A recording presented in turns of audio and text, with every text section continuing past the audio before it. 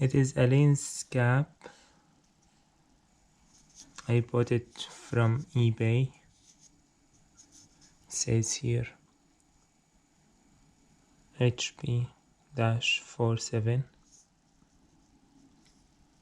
It's about $1 each. So let me show you exactly what I did. So here, these from IKEA.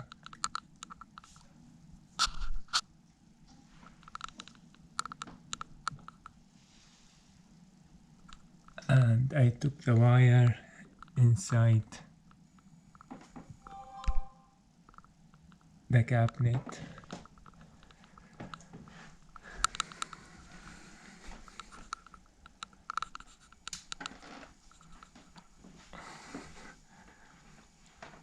And once you put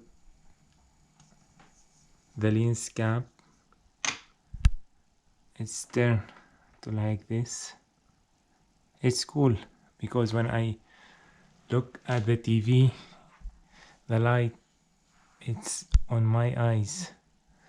So once you put the cap, it's gonna be like this.